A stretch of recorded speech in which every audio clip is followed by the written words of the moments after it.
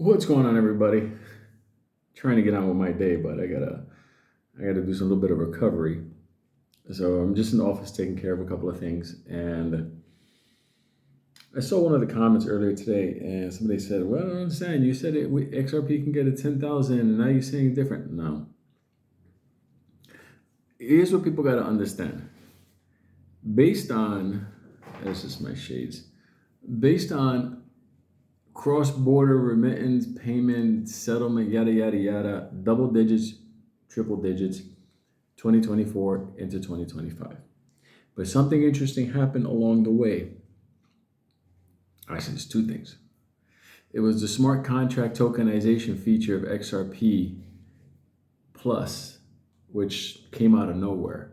And I don't think a lot of people are really like absorbing the value of that because while everybody was talking about, tokenized real world assets so they can trade them back and forth and real time payments at the same time with XRP, there's that other part of it of custody, digital custody. So basically, like XRP has a third layer of a business model of digital custody where, I don't know, you could take a building and digitize it and then store it on the ledger, and it's almost like an archive of wealth. There's things that are going on with XRP that I don't think a lot of people understand the full potential of how many coins are going to be used. But let me just say something. XRP also got into something that we never saw happening before. They got into the derivatives market. The whole is the thing. And the derivatives market, especially in the world of digital real world assets, I mean, right now it's in the quadrillion, whatever the fuck it is. What is it going to be in the future? Because derivatives are not real. These are manufactured on a daily basis, and there's derivatives on top of derivatives on top of. Do you understand like the infinite potential of how many coins are going to be used and burnt? So when I tell people, pricing based on the first layer, which is cross-border settlement, bank to bank, government to government, yada, yada, yada, moving money back and forth, retail holding coins, institutions coming in, double digits, triple digits.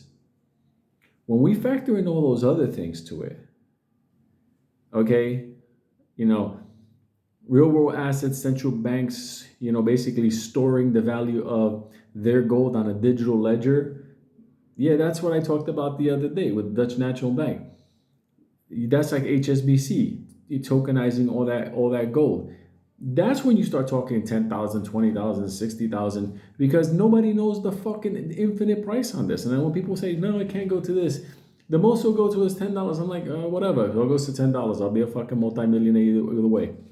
But that's not the thing I give a fuck. I give a fuck about everybody. I give a fuck about the guy that has 50 coins. I'm just trying to point something out. XRP has different levels of what's going to happen in the future based on what the market does. So there's certain prices that are going to hit based on the activity of using the coin, the ledger, and whatever. Understand, can this coin surpass Bitcoin? Absolutely. Could it surpass Ethereum? Absolutely. Could it do things that right now we don't even fucking know about? Absolutely. And I can tell you one thing, they're in with the banks, they're in with the governments, they're all over the place. It's already in usage. And at the end of the day, let's face it, it hasn't had any hiccups since Ripple started in 2012. Think about that one. You don't got you don't gotta listen to me. Just time's gonna show it to you. This settlement shit's gonna happen. That's the first layer of it, whatever. Then the American banks could go into it, whatever. It's all bullshit. But understand something. That 10,000, 20,000, 30, 40, 50,000, that's like when, okay, I'll give you an example. That's like when Apple first came out and they were rolling out those big computers. Did they ever think they would get to the point where now they got smartwatches, so many different versions of phone? Apple Bank is going to be opening up around the world on a global basis, and they happen to be a Ripple partner. The value is at a point where you're there. I got a video later I'll play. I'll do it later today from the living room.